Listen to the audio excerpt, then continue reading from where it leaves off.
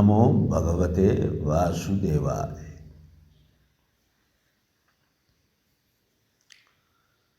सच्चिदानंद रूपाय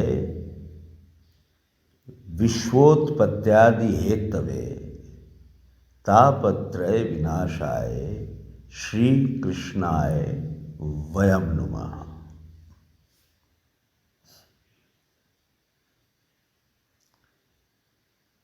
सत्चित्त आनंद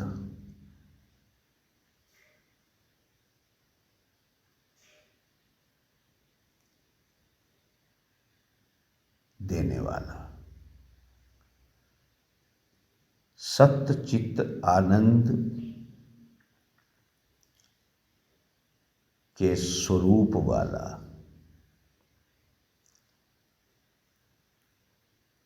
सुशोभित, मानी सीधा ऐसा सुंदर, ऐसा मोहक,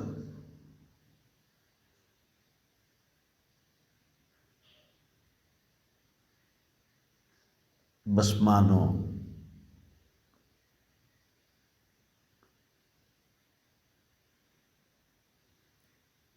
इससे खूबसूरत कुछ नहीं है। बस मानो कि परमात्म तत्व का ये ही पर्याय है, ये ही पर्याय है, ये ही पर्याय है। सच्चिदानंद रूपा है, इससे ना आगे कुछ ना पीछे कुछ। ऐसा कौन है,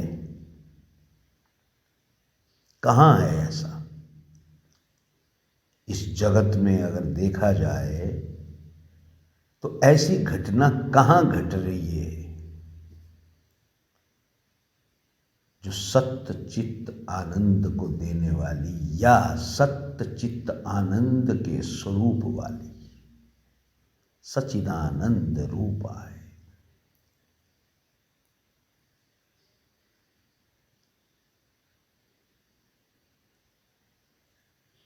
इतनी खूबसूरत, इतनी मनमोहक,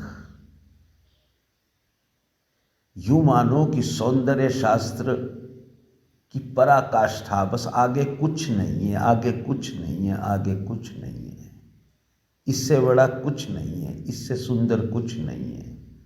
सच्चिदानंद रूपा है। इस पूरे ब्रह्मांड में ऐसी कौन सी जगह है, ऐसा कौन सा स्वरूप वाला, सत्यचित्त आनंद को देने वाला ऐसा कौन सा स्वरूप है, कौन सा रूप है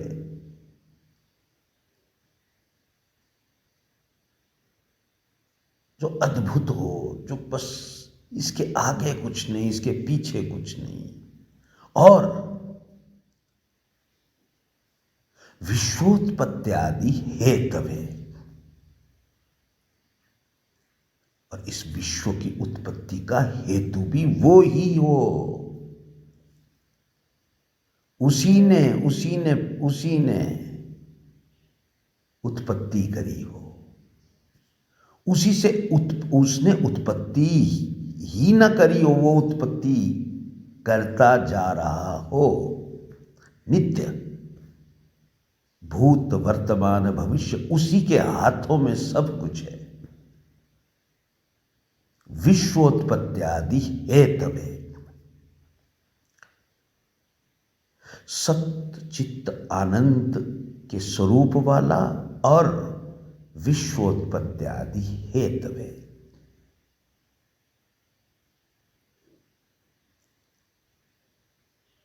इस विश्व का सृजन कर रहा हो, नित्य नित्य नित्य कण कण इसका, और पल पल बस सृजन में लगा हो। कौन है?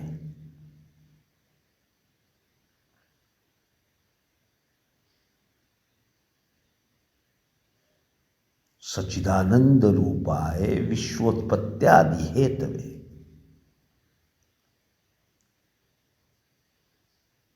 इस पूरे विश्व की उत्पत्ति हेतु, यानी यहां जो कुछ भी है, जो कुछ भी है, जीव है, जल है,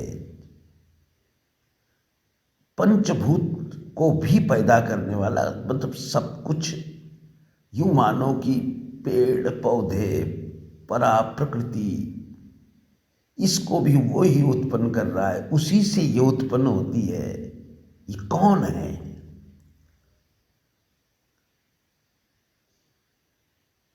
और यही नहीं, तापत्रय विनाशाय, तीनों तापों का हरण करने वाला।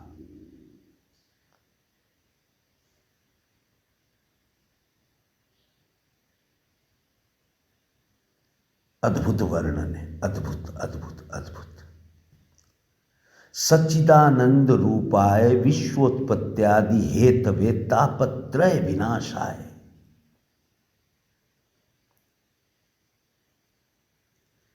श्री कृष्णाय वयम नुमः। वाह, क्या बात करी है! कौन है वो? कृष्णाय वयम नुमः।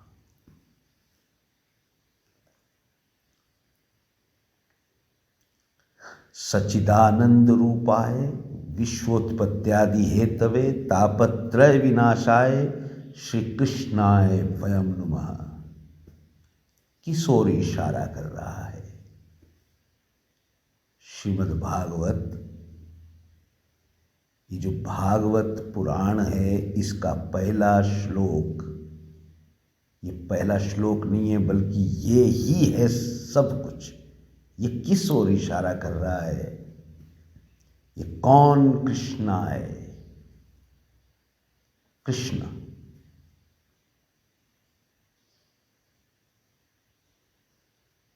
कौन है कृष्ण? कौन है कृष्णा है? अब देखते हैं थोड़ा सा प्रकृति को।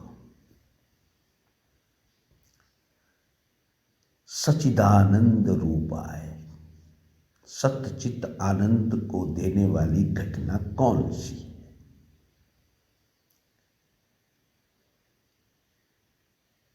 कौन सी ऐसी घटना है, कौन सा ऐसा चित्रण है, चरित्र है, चित्र है,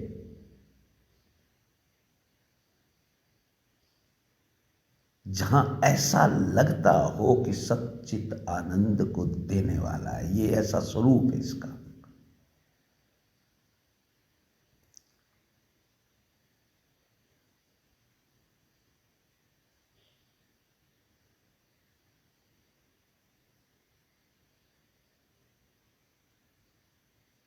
भगवत गीता क्या कह रही है? या निशा सर्वभूतानां तस्य जागृति संयमी।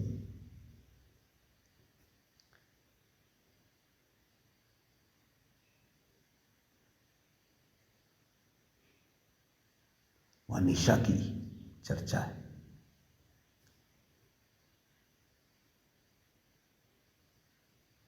संयमी पुरुष के लिए निशा की चर्चा है। और यहां कृष्ण, कृष्णाय, श्री कृष्णाय वयम नुमः।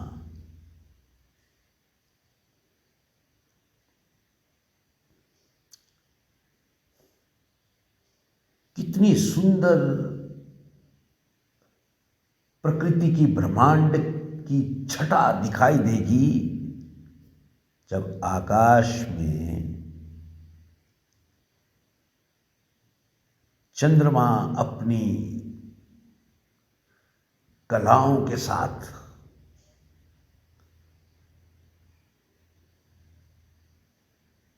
इस ब्रह्मांड को सुसज्जित कर रहा होता है और एक संयमी पुरुष उसका दीदार कर रहा होता है, उसको भज रहा होता है, उसके स्वरूप को भज रहा होता है, उसके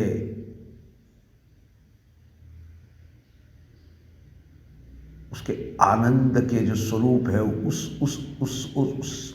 उस स्वरूप की गहराई में वो उतर रहा होता है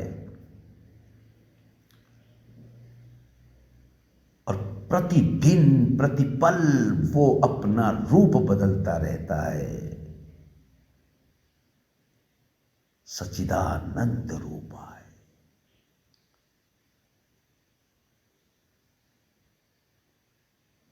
क्या फिर वो संयमी पुरुष उसी को पाता है विश्वोत्पत्त्यादि हेतवे? बिल्कुल, हाँ। वो संयमी पुरुष देख रहा है कि वो रात की घटना, वो रात का घटनाक्रम, चांद तारों की ये जो खूबसूरती का जो यह आलम, जो मदहोशी के लिए छाया हुआ है पूरी पूरी ब्रह्मांड में,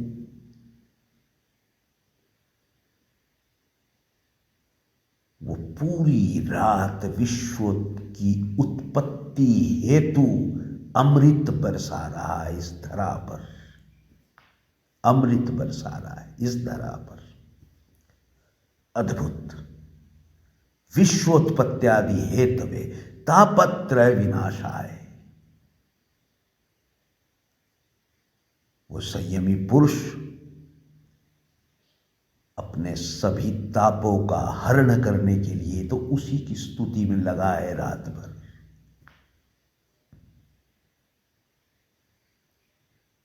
यानी वो सभी तापों को भी हरता है, उसमें वो सर्वगुणी है। सच्चिदानंद रूपाय भी, विश्वोत्पत्त्यादि हेतवे भी और तापत्रय विनाशाय भी। ये है वो श्री कृष्णाय वयम नुमा। ये है वो अंधेरा, ये वो अंधेरे के अंदर बैठा हुआ चंद्रमा। ये है वो परम परम परम सत्ता।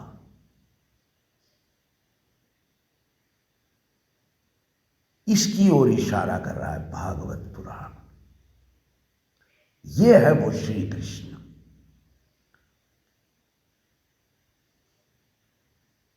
ये है कृष्णाय वयम नमः। चंद्रमा।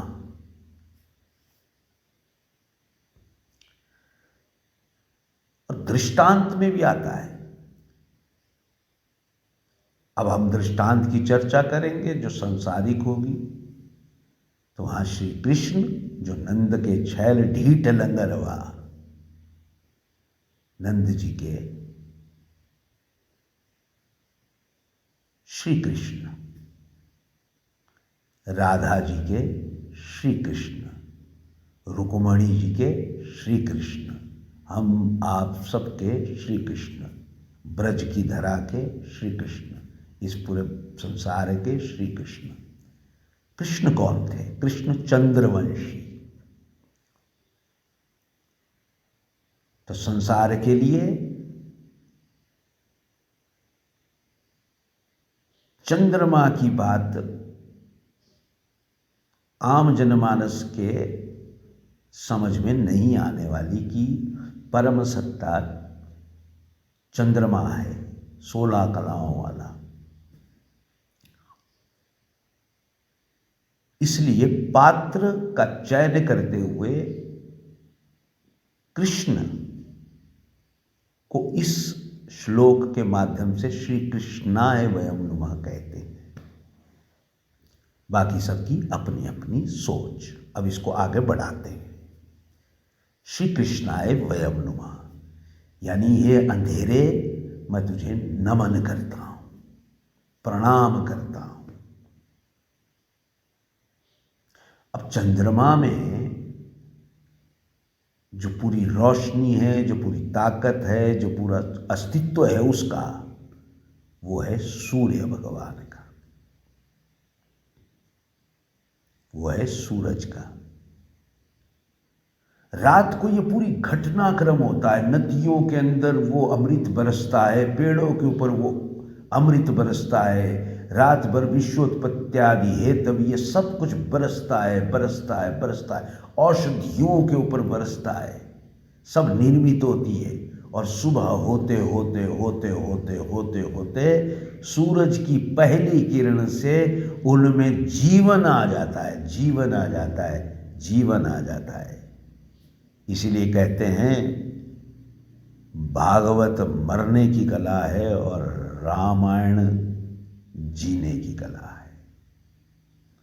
क्योंकि रामायण में जीने का जो पात्र है वो रामचंद्र श्री राम को माना गया, और वो कौन है? वो सूर्यवंशी। यहाँ भी पात्र को भगवान की चर्चा करी सांसारिक दृष्टि से, क्योंकि आम जनमानस को समझाने के लिए दृष्टांतों की ज़रूरत पड़ती है। इसलिए चरित्र गढ़े गए और वहाँ पे इन्हें भगवान की उपमा दी गई, जबकि भगवान यहाँ पे भी सूर्य आता है। यहाँ पे सूर्य भगवान है और वहाँ पे चंद्रमा भगवान है, रात्रि उसमें। और सूर्य की ही आभा से चंद्रमा के अंदर सारा अस्तित्व, यानी सूर्य ही कृत्य करता है रात दिन 24 घंटे। लेकिन बस बात इतनी है कि रात को चंद्रमा के अधीन पूरा का पूरा ब्रह्मांड है, और रात को उसी का पर्याय वो दिन में सूर्य अपना कृत्य खुद करता है। कहते हैं ना, बूदे आदम न बूदे शबनम है, बस एक दो दम बाद फिर हवा है। यार बूदे आदम, आदमी का होना,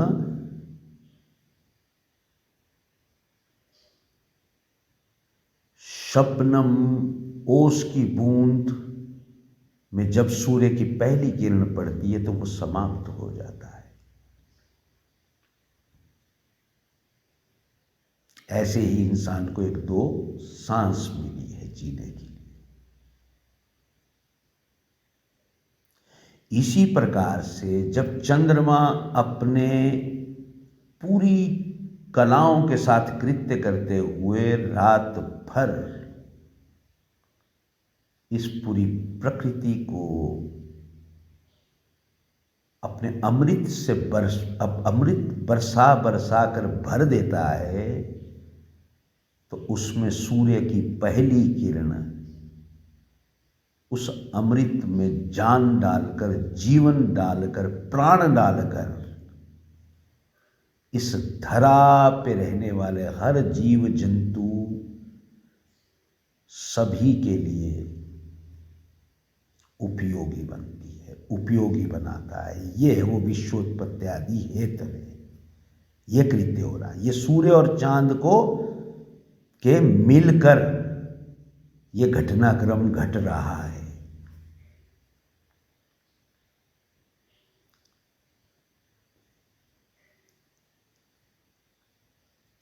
वही जल आपके पास पहुंचता है, जो रात भर उस जल के अंदर आसमान से जो अमृत बरसा, वो अमृत नदियों के जरिए आपके घरों तक प्रवेश करता है। वो ही जो अमृत औषधियों के रूप में पेड़ पौधों पर बरसता है रात भर, वो ही अमृत औषधियों के ही रूप में आपके घरों तक पहुंचता है दिन में। सूर्य उसमें प्राण डालता है।